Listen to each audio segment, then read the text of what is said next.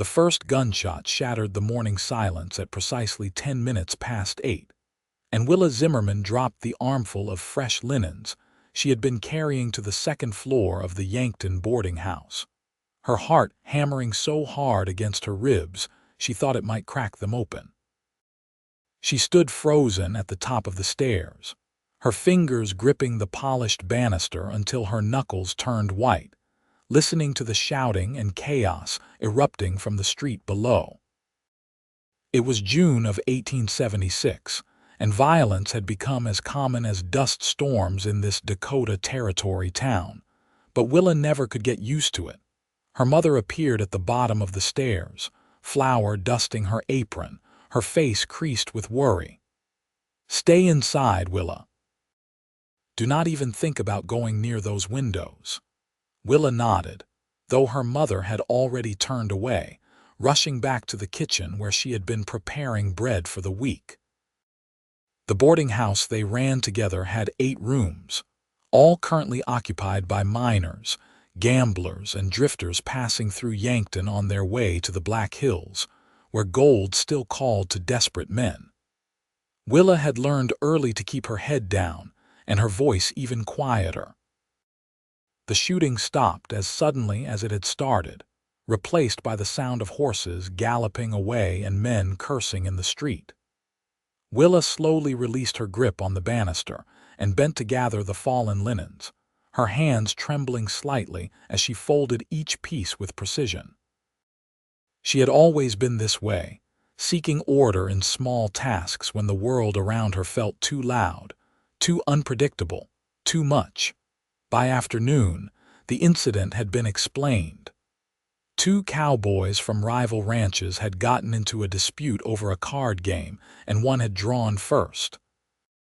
Nobody died, which everyone seemed to think made it less serious, but Willa could not shake the sound of that gunshot from her mind.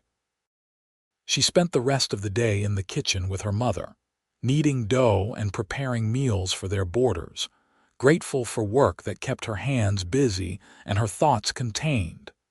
The sun was setting when her mother brought up the dance. "The town is holding it Saturday night, 3 days from now. You should go, Willa. You are 22 years old. It would do you good to spend time with people your own age." Willa kept her eyes on the potatoes she was peeling. "I do not think I would enjoy it very much. You have not even tried." Her mother's voice was gentle but insistent. "I know you prefer quiet, but you cannot spend your whole life in this boarding house. What happens when I am gone? You need friends, Willa, maybe even someone to court." The knife slipped, and Willa nicked her finger. She watched the small bead of blood appear, feeling her throat tighten in that familiar way that happened whenever she thought about speaking to strangers, about being seen and heard. Her mother took the knife from her hand and wrapped her finger in a clean cloth. "I am not trying to push you into anything," her mother said, "but I want you to have a full life. You have such a beautiful heart, such kindness in you. The world deserves to see it." Willa wanted to explain that it was not about deserving or not deserving.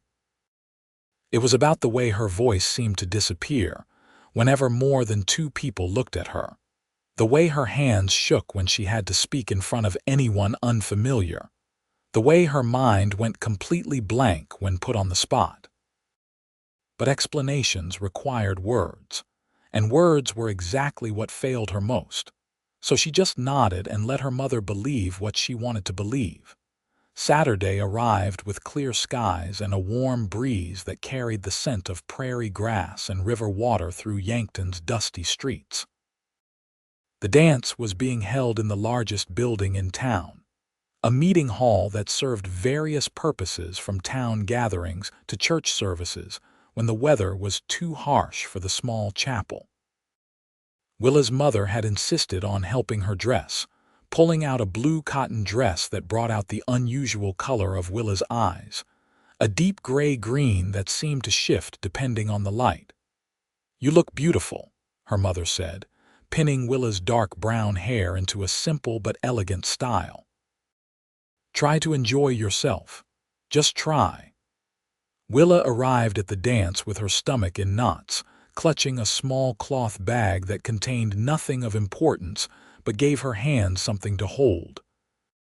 The hall was already crowded with people, the musicians tuning their instruments on a small raised platform, lanterns casting warm light across the wooden floor. She recognized most of the faces from around town, but recognition did not make them less intimidating. She found a chair along the wall and sat down, arranging her skirts carefully, her eyes scanning the room without making direct contact with anyone. There were young women her age laughing together, their ease with each other something Willa both envied and could not comprehend. There were men in their best clothes, some already asking women to dance, others standing in groups discussing things she could not hear over the growing noise. The music started, a lively fiddle tune that got people moving onto the dance floor. Willa watched, content to observe, telling herself that this was enough, that her mother would be satisfied she had at least come. But as the evening progressed, she noticed several young men glancing her way and her anxiety spiked. She was not prepared to refuse dances, to speak to strangers, to explain herself. When the first man approached, she felt her throat close up completely. He was young, probably close to her age, with a friendly face and nervous energy. "Would you like to dance, miss?" Willa opened her mouth, but no sound came out. She could feel heat flooding her cheeks, could feel the familiar panic rising. She shook her head quickly, unable to even manage a polite refusal in words, and the man nodded, looking slightly confused and rejected before moving away. It happened twice more over the next hour, and each time Willa felt worse, more trapped, more certain that she should never have come. She was considering slipping out the back when she felt someone settle into the chair beside her. She turned slightly and found herself looking at a man who was definitely not from Yankton. He was older than the boys who had asked her to dance, probably in his late 20s, with sun-weathered skin and dark blonde hair that needed cutting. He wore clean but worn clothes, the kind that had been mended multiple times, and there was dust on his boots that suggested he had been traveling. But what struck Willa most were his eyes, a warm brown that seemed to actually see her, not just look at her. "Evenings like this can feel overwhelming," he said, his voice quiet enough that only she could hear. He was not looking at her directly, which somehow made it easier. "All these people, all this noise. Sometimes I think the prairie has got the right idea, keeping things simple and quiet." Willa felt something in her chest loosen slightly. She nodded, just a small movement, but he seemed to notice. "Name's Everett Nash," he continued, still looking out at the dance floor rather than at her. "I am working on the Morrison Ranch about 10 miles west of here. Came into town for supplies and heard about the dance. Thought I would see what Yankton had to offer on a Saturday night."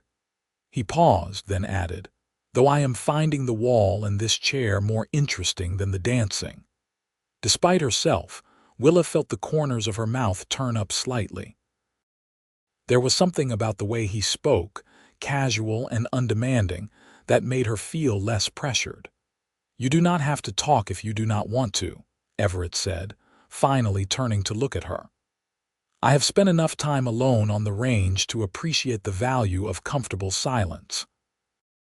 But I am going to sit here a while if that is all right with you, at least until I am expected to do something social."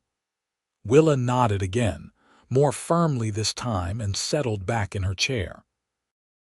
They sat together in silence while the music played and people danced, and it was the most comfortable Willa had felt all evening.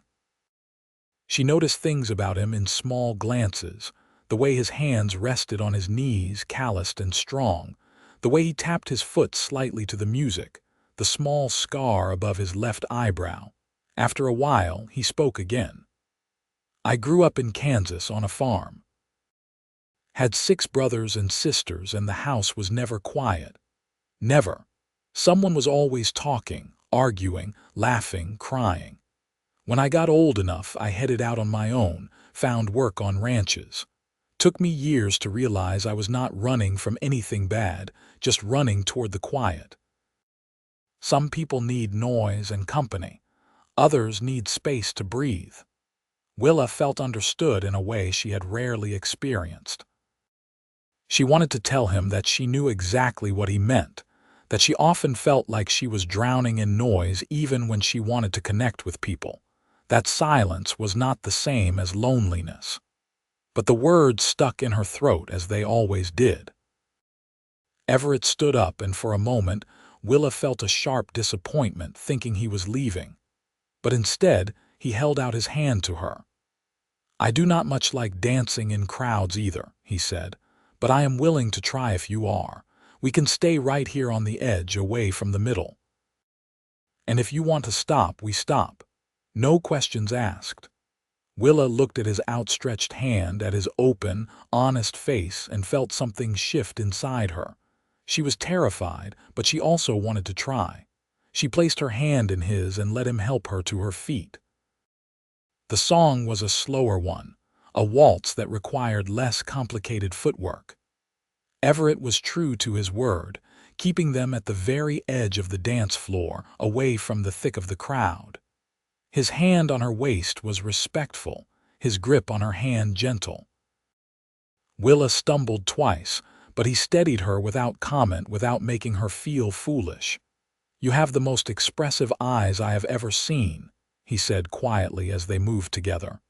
"You do not need words to communicate. Your eyes tell me enough." Willa felt tears prick at the corners of those eyes, unexpected and overwhelming. No one had ever said anything like that to her before. People usually saw her silence as rudeness or simple-mindedness, not as a different form of communication. She looked up at Everett fully for the first time, and the understanding she saw in his face made her chest ache. The song ended, but they stood there for a moment longer before Everett led her back to the chairs. They sat down again, and Willa felt brave enough to reach into her small bag and pull out the tiny notebook and pencil she always carried. She wrote quickly and handed it to him. "Thank you for understanding." Everett read it and smiled, a real, warm smile that reached his eyes. "Thank you for the dance. Best one I have had in years." They spent the rest of the evening sitting together, sometimes in silence, sometimes with Everett telling quiet stories about his work on the ranch, about the horses he tended, about the landscape he had come to love.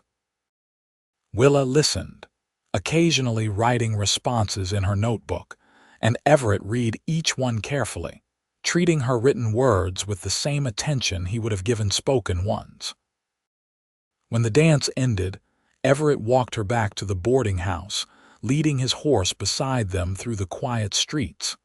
At the front door, he hesitated, then said, "I come into town most Saturdays for supplies. Would it be all right if I called on you? Maybe we could take a walk or just sit somewhere quiet and talk, or not talk, whatever feels right." Willa wrote in her notebook, her hand shaking slightly, and showed him. "I would like that very much." Everett's smile could have lit up the dark street. "Then I will see you next Saturday, Miss Zimmerman." "Willa," she wrote quickly. "Please call me Willa." "Willa," he repeated, testing out the name. "I will see you next Saturday, Willa." She watched him ride away before going inside, where her mother was waiting up, eager to hear about the evening. For the first time in years, Willa wanted to talk, to share what had happened, and though the words still did not come easily, she managed to convey enough through gestures and written notes that her mother understood. And her mother, understanding in her own way, pulled Willa into a tight hug and said, "I am so glad you went." The week that followed was the longest of Willa's life. She went through her usual routines at the boarding house, changing linens, preparing meals, keeping the rooms clean, but everything felt different, tinged with anticipation.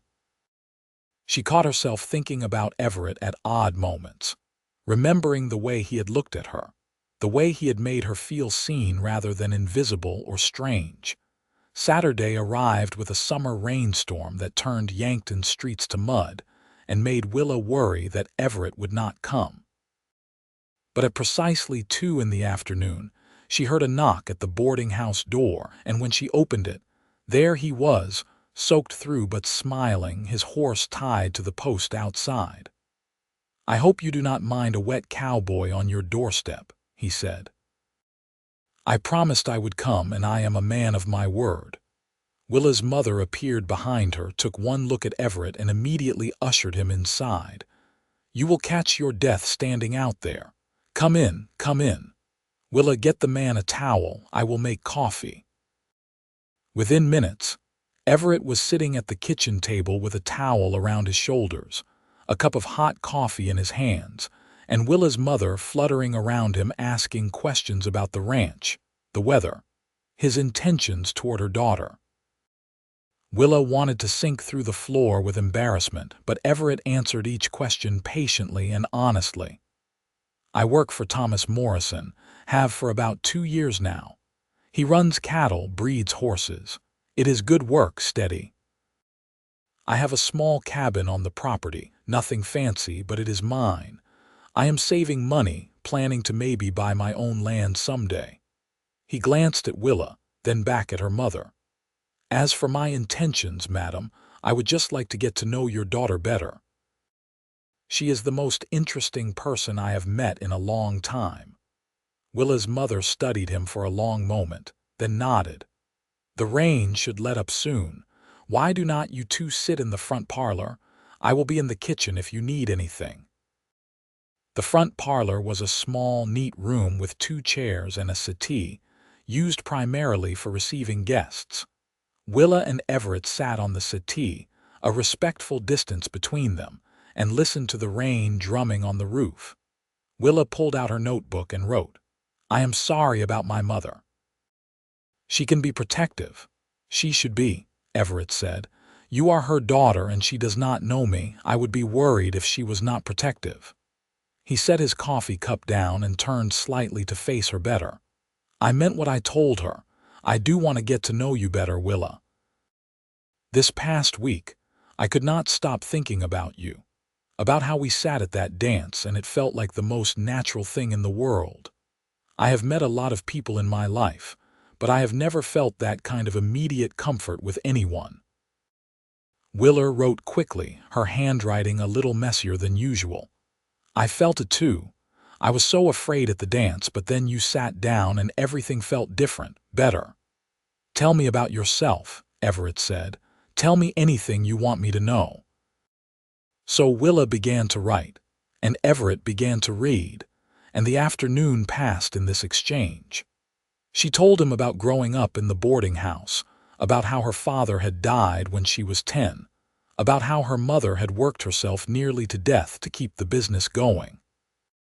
She told him about her struggles with speaking, about how it had started small when she was a child and grown worse as she got older, until most days she could barely manage more than a few words to familiar people and none at all to strangers. She wrote about feeling broken, about doctors her mother had taken her to who said there was nothing physically wrong, about well-meaning people who told her to just try harder, to just speak up, as if she had not been trying her whole life. She wrote about the loneliness of being surrounded by people in the boarding house, but feeling completely isolated because she could not communicate the way everyone else did. Everett read every word, his expression serious and attentive. When she finally stopped writing, her hand cramping, he was quiet for a moment. Then he said, "You are not broken, Willa. You are just different, and different is not bad. I think maybe the problem is not with you at all. I think maybe the problem is with a world that only values one way of communicating." Willa felt tears sliding down her cheeks before she even realized she was crying. Everett, looking alarmed, pulled a handkerchief from his pocket and handed it to her. "Did I say something wrong?" "I am sorry, I did not mean to upset you." She shook her head vigorously and wrote through her tears. "You said everything right. No one has ever said that to me before. Everyone always acts like I need to be fixed." "You do not need fixing," Everett said firmly. "You need people who are willing to meet you where you are instead of demanding you come to where they are." The rain stopped shortly after, leaving the world clean and fresh-smelling. Everett suggested a walk, and Willa agreed, grabbing a shawl to protect against the cooling air. They walked through Yankton's muddy streets, Everett pointing out things and telling stories, Willa occasionally writing responses in her notebook. People stared at them, curious about the cowboy and the boarding house girl, but Willa found she did not care as much as she usually would have. They ended up by the Missouri River, watching the brown water flow past, swollen from the rain. Everett picked up a flat stone and skipped it across the surface, counting the bounces. 7. That is a good one. He found another stone and handed it to Willa. "You try." Willa had never skipped stones before, but she tried, and the stone immediately sank without a single bounce. Everett laughed, not unkindly, and positioned himself behind her, guiding her arm through the motion. "It is all in the wrist. You have to get it spinning." His closeness made Willa's heart race, but in a good way, an exciting way. She tried again, and this time the stone bounced twice before sinking. She turned to Everett with a genuine smile, and he grinned back. "There you go. A natural." As the sun began to set, painting the sky in shades of orange and pink, they headed back to the boarding house. At the door, Everett said, "Can I see you again?" "Next Saturday or sooner if you want. I could come by during the week in the evenings after work." Willa wrote, "I would like that. Any time you can come, I would like to see you. Then I will be back Tuesday evening if that works, and Saturday, and probably Thursday too if I can manage it." He looked suddenly uncertain. "I am being too forward, are I not? I am sorry, I just cannot seem to help myself around you." Willa reached out and touched his hand, a brief, brave gesture, and shook her head. She wrote, "You are not being too forward. I want to see you as much as possible, too." Everett's face lit up, and he took her hand properly, holding it gently. "Then it is settled. I will see you Tuesday." He was true to his word. Tuesday evening he arrived on his horse, tired from a long day of work but smiling when he saw Willa waiting on the porch. They sat together in the cooling evening air, Everett talking about his day, about the new foal that had been born, about the mountain lion tracks they had found near the north pasture. Willa listened and wrote occasional questions or comments, and the communication between them felt as natural as breathing. This became their pattern over the following weeks. Everett came to Yankton whenever he could, sometimes 3 or 4 times a week, always making time for Willa. They took walks, sat by the river, sometimes helped Willa's mother in the boarding house kitchen, where Everett proved surprisingly adept at kneading bread. Willa's mother watched their growing relationship with approval, seeing how Everett treated her daughter with respect and genuine affection. One evening in late July, about 6 weeks after they had first met, Everett asked Willa if she would like to see the Morrison Ranch. "It is a long ride, about 3 hours there and back, but I thought you might like to see the place. See the horses I am always talking about. We could make a day of it this Saturday if you are comfortable with that." Willa wrote, "I would love to see it, but I have never ridden a horse before." "That is all right. You can ride with me. My horse is steady and strong. He will not mind carrying both of us." So that Saturday, Willa found herself seated in front of Everett on his horse, a gentle giant named Copper, riding out of Yankton toward the open prairie. Everett kept one arm around her waist to steady her, and after the initial nervousness wore off, Willa found she loved the sensation of riding, the rhythm of the horse's gait, the endless sky above them, the grass stretching out in all directions. The Morrison ranch was larger than Willa had imagined, with a main house, a bunkhouse for the ranch hands, several barns and corrals filled with horses. Thomas Morrison himself came out to greet them, a weathered man in his 50s with kind eyes and a firm handshake. "So this is the young lady Everett has not been able to stop talking about," he said, his eyes twinkling. "Welcome to the ranch, Miss Zimmerman. Any friend of Everett's is welcome here." Everett showed Willa around, introducing her to the other ranch hands, showing her the new foal he had mentioned, letting her feed carrots to his favorite horses. She could see how much he loved this work, how at home he was among the animals and the wide open spaces. His small cabin was neat and spare but comfortable, with a bed he had built himself, a small stove, and shelves he had made for his few books. They had lunch outside, sitting on a blanket under a cottonwood tree, eating the food Willa's mother had packed for them. Everett lay back on the grass, his hat over his face to block the sun, and said, "I could fall asleep right here. This is perfect." Willa wrote, "It is beautiful here. I can see why you love it." Everett pushed his hat back and looked at her, his expression suddenly serious. "Willa, I need to tell you something.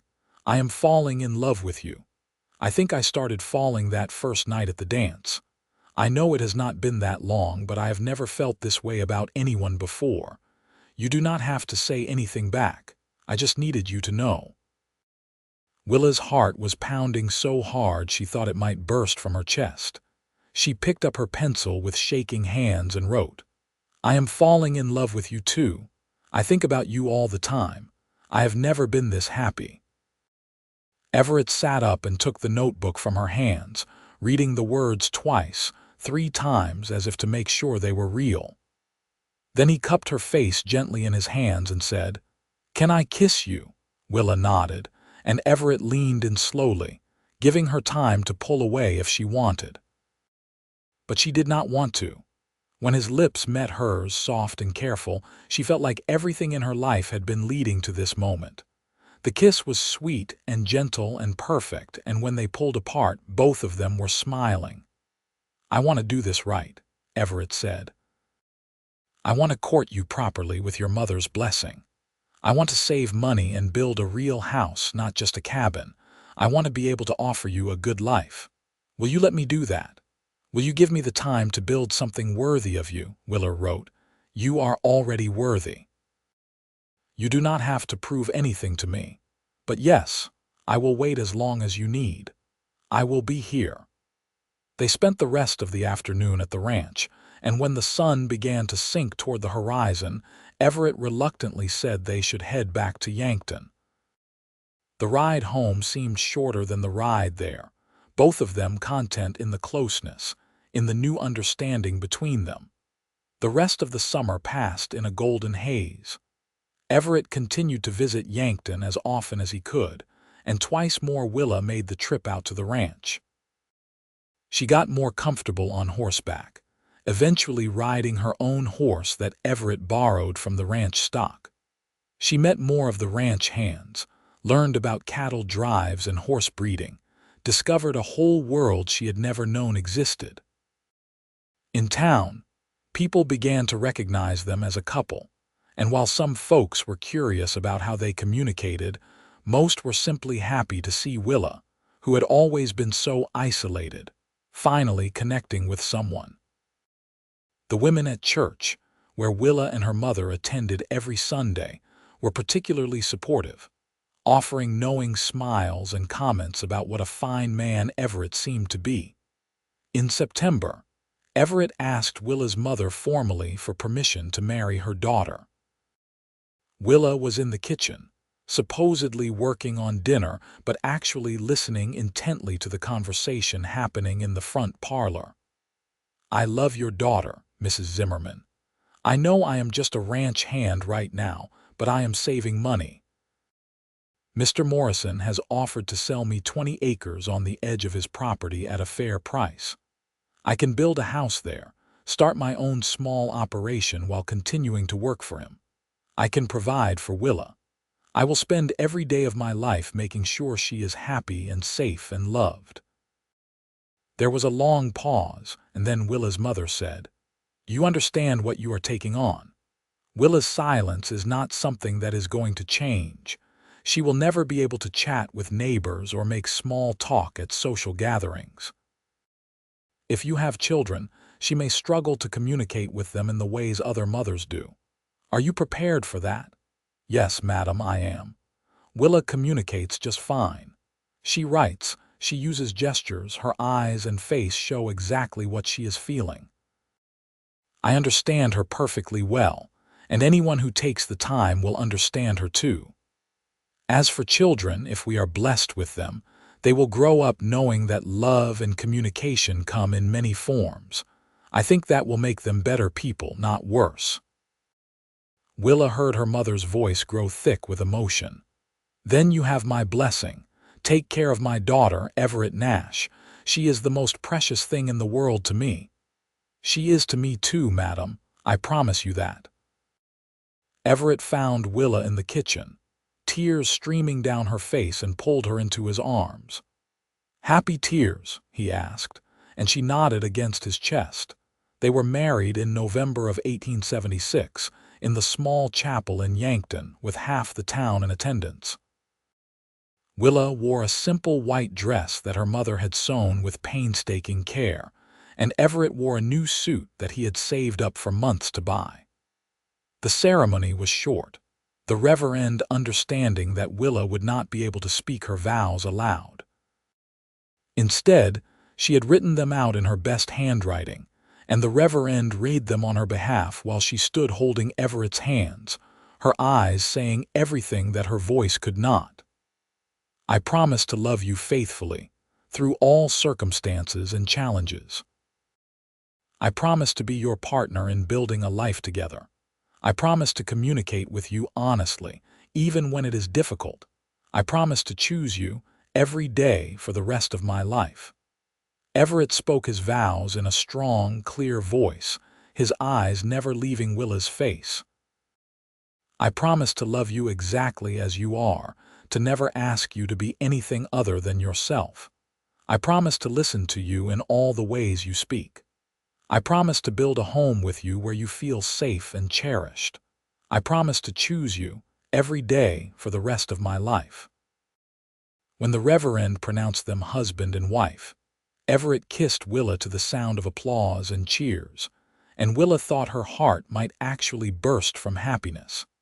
The celebration afterward was held at the boarding house, with Willa's mother providing enough food to feed the entire town. People came through to offer congratulations, and while Willa could not respond verbally, she smiled and nodded and held tightly to Everett's hand, and everyone seemed to understand. Mr. Morrison attended with several of the ranch hands, and he pulled Everett aside at one point. "I have been thinking about our arrangement. Instead of selling you that 20 acres, I want to give it to you as a wedding present. You have been one of my best workers, and you are a good man. Consider it a wedding gift and a thank you for your years of service." Everett was speechless, which made Willa smile when he told her later, since she was so often the speechless one. The gift meant they could use Everett's savings to build a better house, to buy supplies and livestock, to start their life together on more solid footing. They spent their wedding night in Everett's cabin at the ranch, which he had cleaned and decorated as best he could. He had picked wildflowers, even though it was late in the season, and placed them in jars around the small space. He had washed all the linens and made the bed with care. He was nervous. Willa could tell, and so was she, but they approached their wedding night with the same gentle communication that had defined their entire relationship. Everett was patient and tender, making sure Willa was comfortable, checking in with her constantly through looks and gestures. And Willa, who had always felt so limited by her inability to speak, discovered that there were forms of communication that went far beyond words, that bodies could speak to each other in ways that were just as meaningful and clear. Afterward, they lay together in the small bed, Everett's arms around Willa, and he whispered into her hair, "I am the luckiest man alive. I hope you know that." Willa turned in his arms and kissed him, a long, slow kiss that said everything she needed to say. They spent the winter in the cabin while Everett and several of the ranch hands worked on building the house on the 20 acres Mr. Morrison had given them. It was slow work, especially during the coldest months, but by early spring of 1877, the house was finished. It was not large, but it was solid and well built, with 2 bedrooms, a kitchen, a front room, and a porch that looked out over the prairie. Willa's mother came out for the first time in late March, when the weather had turned mild, and she walked through the house with tears in her eyes. "You two have built something wonderful here. I am so proud of you both." Willa had been worried about leaving her mother alone in Yankton, but her mother had insisted. "I will be fine. The boarding house practically runs itself these days, and you are only a few hours away. You can visit, and I can visit you. This is how it should be, Willa. You starting your own family, your own life." Settling into the new house, Willa and Everett developed their routines. Everett worked for Mr. Morrison during the day, while also starting to build up his own small herd of cattle on their land. Willa kept the house, tended a vegetable garden, learned to preserve food for the winter, and started raising chickens. She found she loved the work, loved the quiet rhythm of days spent in useful tasks. She also discovered that being on the ranch, away from town, gave her a kind of freedom she had never experienced before. There were no strangers to navigate, no social situations to dread. When the ranch hands came by, they had learned how to communicate with her, and they treated her with easy respect. She could be herself completely, without feeling like she was constantly falling short of expectations. In the evenings, Everett would come home tired but happy, and they would have dinner together, then sit on the porch and watch the sun set. Everett would talk about his day, and Willa would write about hers, and sometimes they would just sit in comfortable silence, watching the stars come out. One evening in June, almost exactly a year after they had met at that dance in Yankton, Willa wrote something in her notebook and handed it to Everett. "I think I might be pregnant." Everett read the words 3 times, then looked at her with wonder in his eyes. "Are you sure?" She nodded, her hand moving to her still flat stomach. "I am almost certain. All the signs are there." Everett let out a whoop of joy and picked her up, spinning her around before carefully setting her back down. "We are going to have a baby. Willa, we are going to be parents." The months of Willa's pregnancy were happy ones. She continued to feel well, working in the garden and around the house, until Everett started insisting she rest more. He became almost comically protective, treating her like she was made of glass, until she finally wrote him a note that said, "I am pregnant, not broken. Please stop acting like I am going to shatter." He laughed and eased up a bit, but she could still see the concern in his eyes, the way he watched her to make sure she was not overexerting herself. Her mother visited frequently, bringing supplies and advice, fussing over Willa in a way that was both annoying and comforting. In February of 1878, on a cold night when the wind howled across the prairie, Willa went into labor. Everett rode hard to fetch the midwife from Yankton, and by the time they returned, Willa's mother had already arrived, having had a feeling she would be needed. The labor was long and difficult, and there were moments when Everett, pacing outside the bedroom door, feared the worst. But as dawn broke, he heard the sound he had been waiting for, the cry of a newborn baby.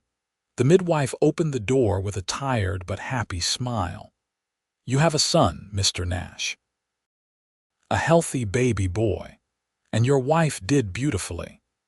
Everett rushed into the room where Willa lay exhausted but radiant, holding a tiny bundle wrapped in blankets. He knelt beside the bed and looked at his son for the first time, at the tiny face and perfect little fingers, and felt tears streaming down his face. "He is perfect," he whispered. "You are amazing. I love you so much." Willa was too tired to reach for her notebook, but she did not need to. The look on her face said everything.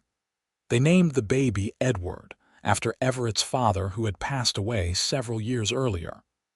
Edward was a healthy, vocal baby who had no trouble making his needs known, which Everett joked was good since he had a mother who was quiet enough for both of them. Willa worried initially about how she would communicate with her son, but she discovered that babies did not need words. They needed touch and attention and love, and she had all of that in abundance. She sang to him, wordless melodies that seemed to soothe him, and she talked to him in the privacy of their home, her voice soft and halting but there, in a way it never was around anyone else except occasionally Everett. Everett was amazed the first time he heard her. He had come home quietly one afternoon and heard a soft voice coming from the bedroom. He stood in the doorway and watched as Willa rocked Edward, speaking to him in whispered sentences about the birds she had seen that morning, about the garden starting to grow, about how much she loved him. When she noticed Everett watching, she went quiet immediately, her cheeks flushing. But he just smiled and said softly, "Do not stop. Your voice is beautiful."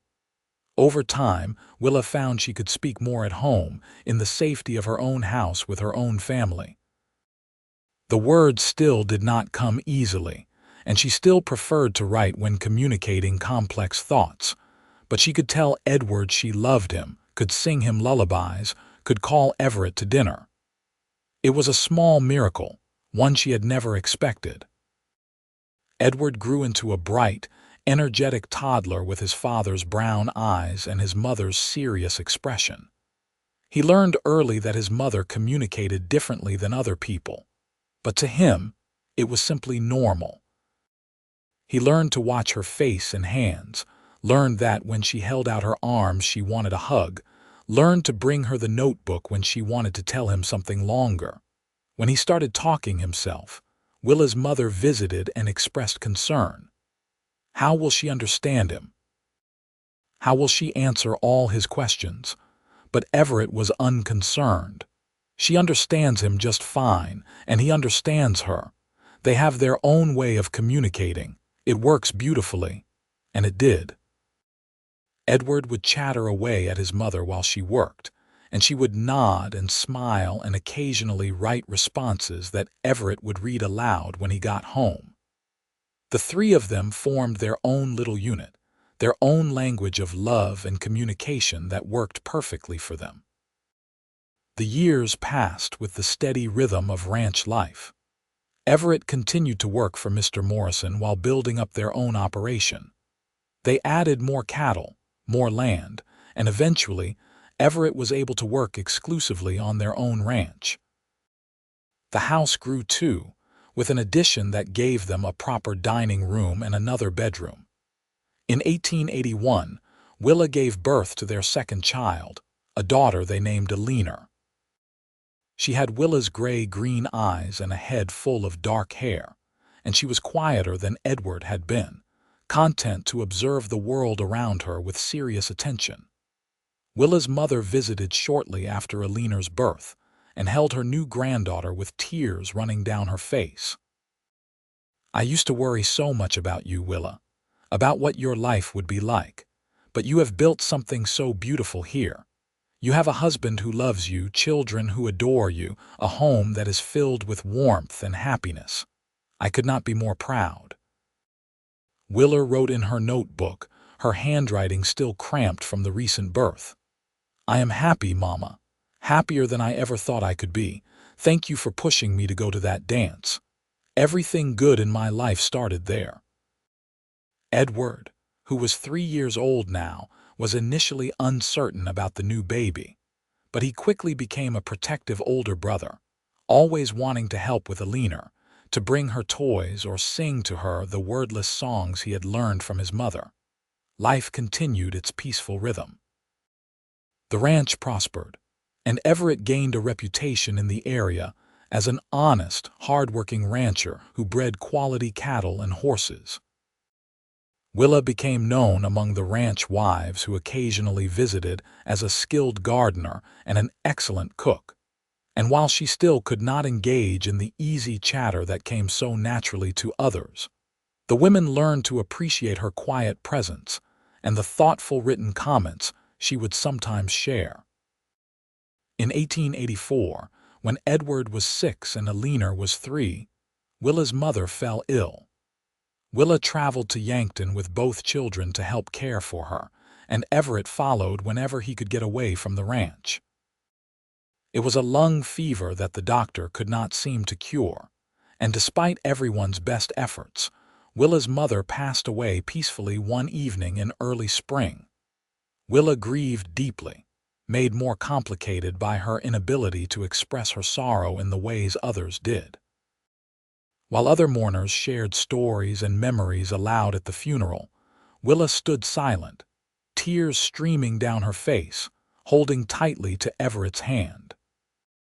But that evening, back at the boarding house that would now need to be sold, Willa wrote page after page in her notebook, memories of her mother, gratitude for everything she had done, grief at the loss.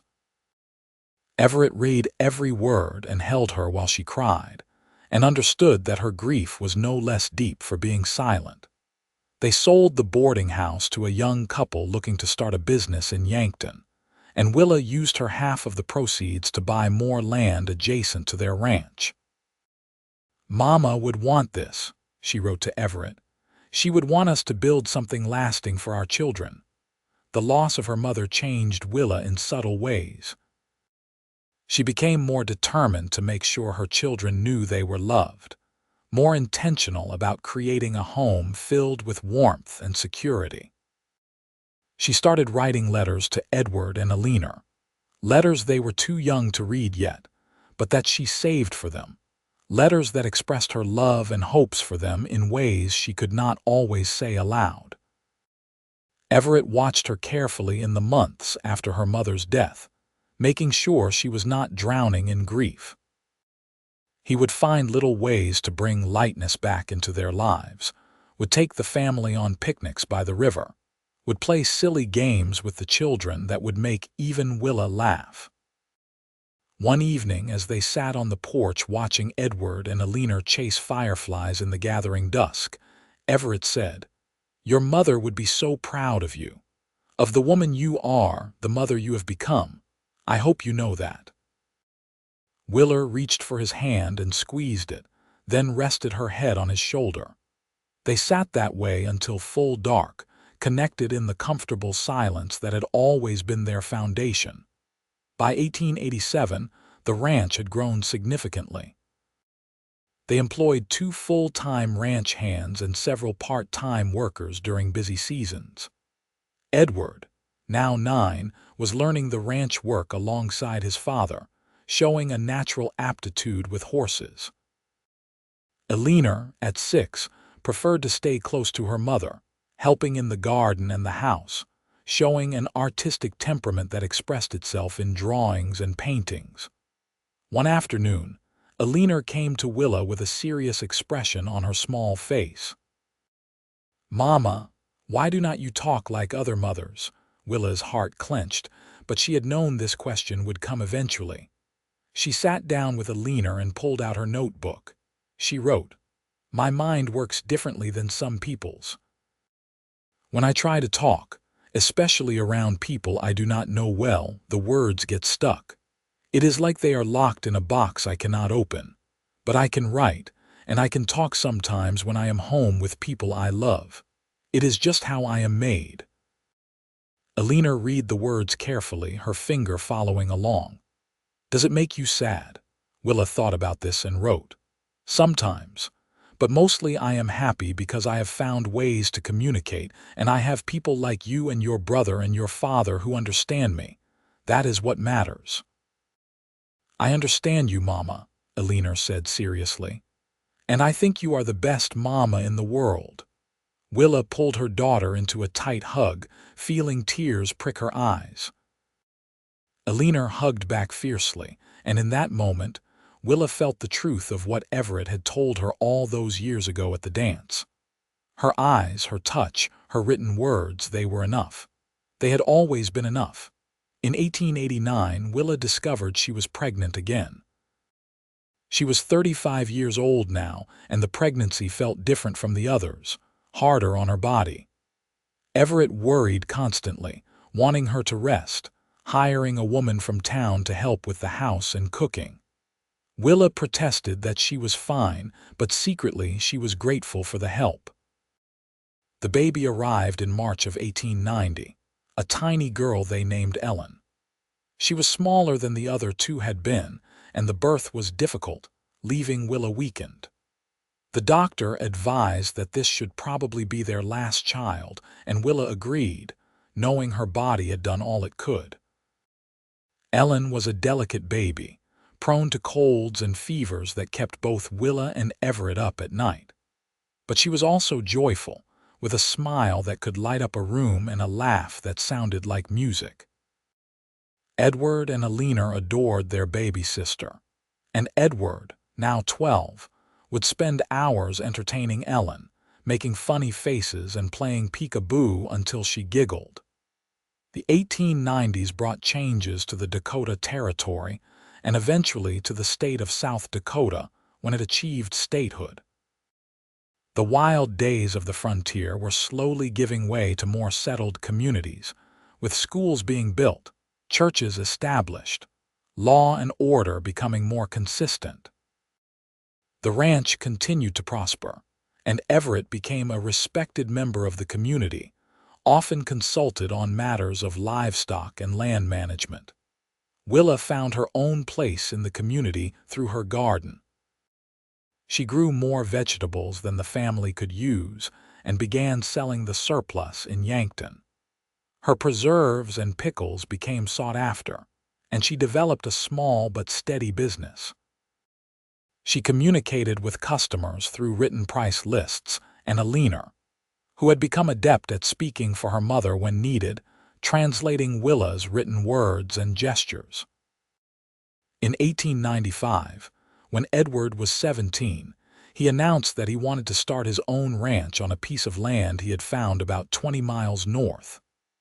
Everett was proud, though Willa felt the bittersweet pang of her oldest child preparing to leave. But she supported his dream, and she and Everett helped him financially, and with advice as he began the process of buying land and building a cabin. Eleanor, at 14, showed no interest in ranching but was becoming an accomplished artist. Her paintings of prairie landscapes and ranch life were beautiful, and the local teacher suggested she might be able to sell them or even pursue formal training in art. Everett and Willa encouraged this dream as well, knowing their children needed to find their own paths. Ellen, at 5, was the baby of the family and treated as such by everyone. She had grown stronger as she aged, though she was still smaller and more delicate than other children her age. She followed her mother everywhere, learning to help in the garden, learning to cook, learning to read the expressions on her mother's face that told her what Willa was thinking or feeling. One evening, when the family was gathered around the dinner table, Edward made an announcement. "I have been courting a girl in Yankton. Her name is Sarah Peters. I would like to bring her out to meet you all next Sunday." The family erupted in questions and excitement, and Willa watched her son's face flush with happiness and embarrassment. After dinner, she pulled him aside and wrote in her notebook, "I am happy for you. She must be special to make you smile like that." "She is, Ma. She is kind and smart, and she makes me laugh. I think you will really like her." He paused, then added quietly, "I told her about you, about how you communicate. I hope that is all right. I wanted her to know before she met you." Willa felt a flutter of anxiety but nodded. It was good that he had told her that there would not be awkwardness or surprise. Sarah Peters turned out to be a lovely young woman, a year younger than Edward, with warm brown eyes and an easy smile. When Willa offered her hand in greeting, Sarah took it warmly and said, "It is so wonderful to meet you, Mrs. Nash. Edward has told me so much about you and your family." Throughout the visit, Sarah proved herself to be adaptable and kind, reading Willa's written comments without making a fuss about it, drawing Willa into conversations through questions that could be answered with nods or shakes of the head or brief written responses. By the end of the day, Willa wrote to Everett, "I like her very much. She will be good for Edward." Edward and Sarah married in the fall of 1896 in a ceremony in Yankton that the whole Nash family attended. Watching her son get married, Willa thought back to her own wedding day 20 years earlier, to how nervous and hopeful she had been. She looked at Everett, now in his mid-40s with gray starting to show at his temples, and felt a rush of love so strong it almost took her breath away. He caught her looking and reached for her hand, squeezing it gently. Life settled into a new pattern with Edward married and living on his own ranch. Eleanor, at 16, announced that she wanted to go to school in Chicago to study art. It was a big decision, one that required long discussions and careful consideration. The idea of Eleanor being so far away was painful for Willa, but she did not want her fears to hold her daughter back. She wrote in her notebook during one family discussion, "I want you to follow your dreams, Eleanor. I want all my children to have the opportunities to become who they are meant to be. My limitations should never be your limitations." Eleanor cried and hugged her mother tightly. "You are not limited, Mama. You are the strongest person I know." In the fall of 1897, they put Eleanor on a train to Chicago, where she would live with a family friend and attend the Art Institute. Willa cried for hours after the train pulled away, and even Everett had to wipe his eyes. Ellen, now 7, clung to both her parents, sensing their sadness. The house felt empty with both Edward and Eleanor gone, but Willa threw herself into her work and into raising Ellen. She and Everett also found themselves rediscovering each other in some ways, having time alone together that they had not had in years. They would take long rides across their land, would sit on the porch in the evenings talking or not talking, would make love with the unhurried pleasure of a long married couple who knew each other completely. Eleanor wrote long letters from Chicago, describing the city, her classes, the amazing art she was seeing. Willa treasured each letter, reading them over and over. Eleanor sent home some of her paintings, and Everett proudly displayed them in the front room. Edward and Sarah visited regularly, and in 1898 they announced that Sarah was expecting a baby. Willa was going to be a grandmother. The news filled her with joy and a strange sense of time passing, of life moving forward in its inexorable way. The baby, a boy they named Thomas after Mr. Morrison, who had passed away the year before, was born in early 1899. Willa held her grandson for the first time and felt her heart expand in a way she had not known was possible. She looked at Edward, her son who was now a father, and thought about the circle of life, about how the scared young woman at that dance 23 years ago could never have imagined this moment. As the new century approached, there was much talk in Yankton and across the country about what the 20th century would bring. Some people were excited about progress and change. Others were nervous about leaving the familiar century behind. Willa found herself feeling grateful for all the 19th century had given her. Everett, her children, her life on the ranch, a sense of belonging and purpose she had never expected to find. On the last night of 1899, the Nash family gathered at the ranch to celebrate the new century together. Edward and Sarah were there with baby Thomas. Eleanor had come home from Chicago for the holidays, and Ellen, now 9, was excited about staying up until midnight for the first time. As the clock approached 12, Everett gathered everyone for a toast. He raised his glass and said, "To family, to the years behind us and the years ahead, to love that endures through all changes, and especially to Willa, the heart of this family, who has taught us all that the most important things are often said without words." Willa felt tears slide down her cheeks as everyone echoed the toast. She looked around at the faces of the people she loved, at the life she had built, and felt profoundly blessed. When midnight struck and the new century began, Everett kissed her soundly, and the children cheered, and baby Thomas woke up crying, and it was chaotic and loud and absolutely perfect. The early years of the 20th century brought continued prosperity to the ranch. Automobiles started appearing in Yankton, though Everett insisted he would stick with horses. Eleanor graduated from the Art Institute in 1902 and returned to South Dakota, opening a small gallery in Yankton where she displayed and sold not only her own work, but the work of other regional artists. Ellen grew into a serious, thoughtful teenager who showed an interest in teaching. She was patient and kind, qualities Willa recognized from her own personality, and she had a way of explaining things that made them clear and accessible. When she announced at 16 that she wanted to become a teacher, both Willa and Everett supported the decision wholeheartedly. In 1905, Edward and Sarah had their second child, a daughter named Margaret. Willa now had 2 grandchildren to dote on, and she discovered that being a grandmother suited her perfectly. The grandchildren never questioned her silence, never found it strange. To them, she was simply Grandma who gave the best hugs, made the best cookies, and told stories through pictures and written words and expressive faces.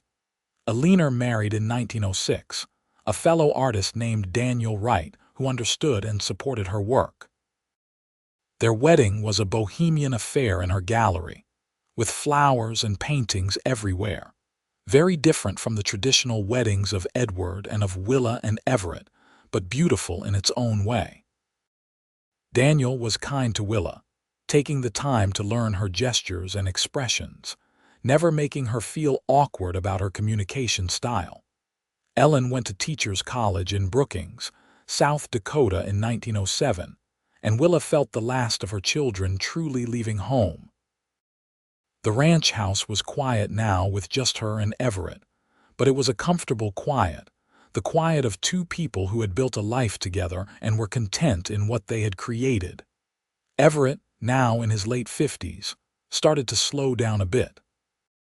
He hired more ranch hands to do the heavy work, content to supervise and manage rather than do all the physical labor himself. He and Willa spent more time together, taking trips to visit their children, enjoying their grandchildren, simply being together. One evening in the spring of 1910, they were sitting on their porch watching the sunset when Everett said, "Do you remember that first night at the dance? When I sat down next to you?" Willa smiled and nodded. "I almost did not go that night. I was tired from the week's work, and I did not really like dances, but something told me to go. I have thought about that a lot over the years, about how different my life would be if I had not listened to that feeling. I would not have you. I would not have our children or grandchildren. I would not have this life that I love so much." Willa reached for her notebook and wrote, "I almost did not go either. I was terrified, but my mother insisted. I think about that too, about how one decision changed everything, how you changed everything. You saw me when I felt invisible. You understood me when I could not understand myself. You have given me a life beyond anything I ever dreamed possible." Everett read her words and pulled her close. "We were lucky to find each other." "No," Willa wrote, "we were meant to find each other." They sat together as the sun set and the stars came out. 2 people who had found in each other exactly what they needed, who had built a love that transcended words, who had created a family and a legacy that would continue long after they were gone. In 1912, Ellen graduated from Teachers College and got a position at the school in Yankton. She moved back to South Dakota and began teaching, and Willa was so proud she thought she might burst. All three of her children were happy, settled, following their dreams. It was more than she had ever hoped for. Eleanor and Daniel had their first child in 1913, a son they named James. Edward and Sarah had their third child the same year, another boy named Robert.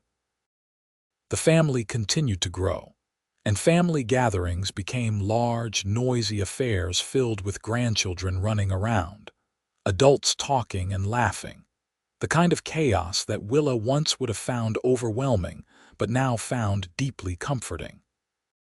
Through it all, Willa and Everett's love remained constant.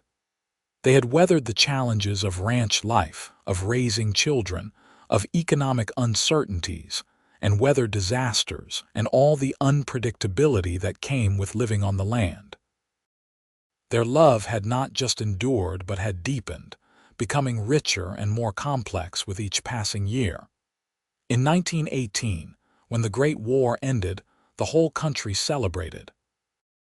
The Nash family gathered at the ranch for Thanksgiving that year, grateful for peace, grateful that they had been spared the loss that so many families had suffered. Willa looked around the table at her children, her grandchildren, her son-in-law and daughter-in-law, at Everett at the head of the table carving the turkey, and felt overwhelmed with gratitude. That night, after everyone had gone to bed, the house filled with sleeping children and grandchildren, Willa and Everett lay in their bed and talked quietly. Willa's voice, which had grown stronger over the years in the privacy of her home, was soft but clear as she said, "I love you, Everett Nash.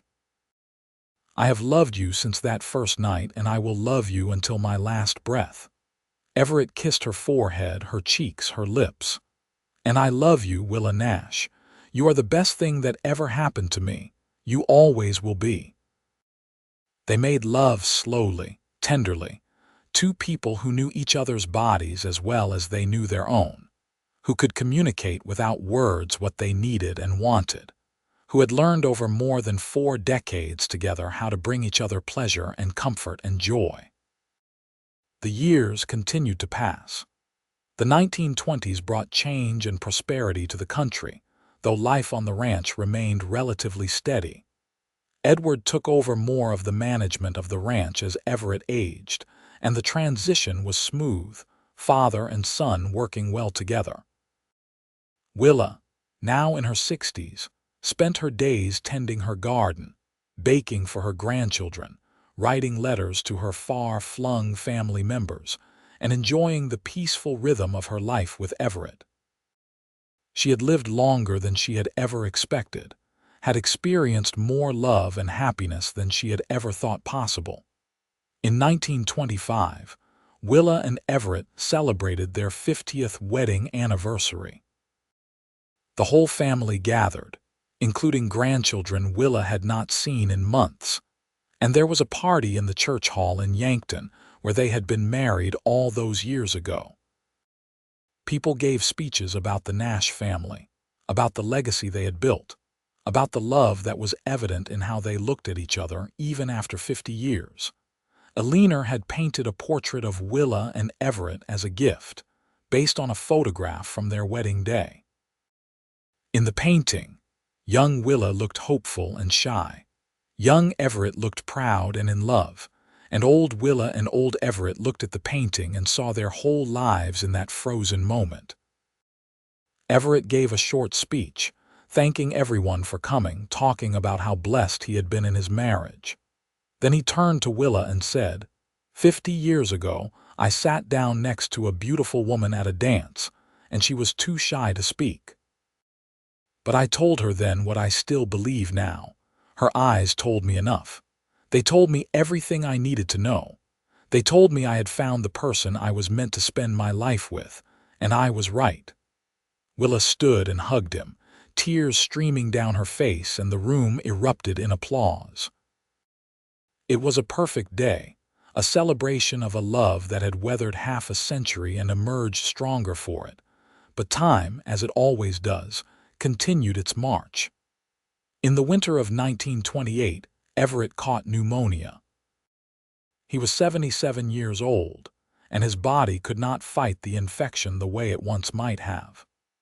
Willa stayed by his bedside constantly, holding his hand, wiping his forehead, refusing to leave even when the children insisted she rest. On a cold January night, with Willa beside him and all 3 children gathered, Everett opened his eyes and looked at his wife. "It has been a good life," he whispered. "The best life. I love you, Willa. I always have. I always will." "I love you too," Willa said, her voice breaking. "Thank you for seeing me. Thank you for everything." Everett smiled, squeezed her hand weakly, and closed his eyes. He passed away peacefully an hour later, surrounded by the family he had loved so well. Willa's grief was profound and all-consuming. For the first few weeks, she could barely function, could not eat or sleep or do anything but sit in the chair where Everett used to sit and stare out at the prairie they had loved together. Her children worried about her, taking turns staying at the ranch to make sure she was not alone. But slowly, very slowly, Willa began to heal. She would never stop missing Everett, would never stop feeling the hole his absence had left in her life, but she began to find purpose again. She had her children and grandchildren, she had her garden, she had her memories. And she had the life they had built together, a legacy she was determined to honor. She lived for another 7 years, 7 years in which she saw more grandchildren born, saw Eleanor's art gain national recognition, saw Edward's ranch become one of the most successful in the region, saw Ellen become the principal of her school. She lived to see the world change in ways she could never have imagined when she was that shy young woman at a dance in 1876.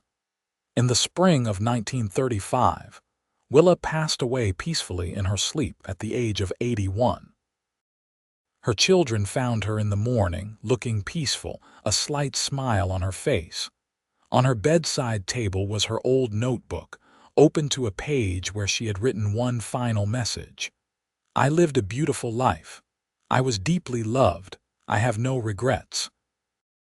Tell my children and grandchildren that love is the only thing that truly matters. Everything else fades, but love endures." They buried her next to Everett in the cemetery in Yankton, under a sky as wide and blue as the one that had stretched over their ranch all those years. The whole town came to the funeral, people whose lives Willa had touched in small but meaningful ways, people who remembered her kindness and her quiet strength. At the graveside, Ellen read from a letter her mother had written to her years earlier.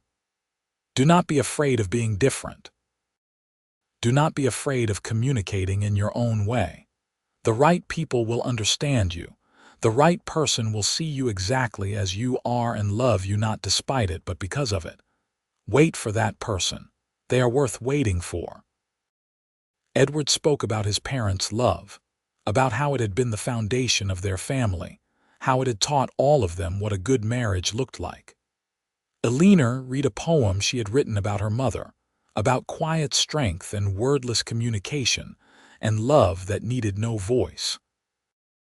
As they lowered Willa's casket into the ground next to Everett's, the family stood together, 3 generations bound by the love of 2 people who had found each other at a dance in 1876 and had built a life that would ripple forward through time, touching people not yet born, creating a legacy that would endure. The ranch continued to operate, passed down through Edward's family. The house where Willa and Everett had raised their children, where they had loved and laughed and built their life, remained in the family for generations. And always, when family gathered there, someone would tell the story of how it all began, of a cowboy who sat down next to a shy woman at a dance and saw beyond her silence to the beautiful soul beneath, of a woman who found her voice through love, of two people who proved that the deepest communication happens not through words but through understanding, patience, and the willingness to really see another person. Their story became family legend, told and retold to each new generation, a reminder that love comes in many forms, that communication happens in many ways, that the most important things in life often cannot be spoken but must be felt, lived, and shared through action and presence. And the simple choice to show up for another person day after day, year after year, for a lifetime,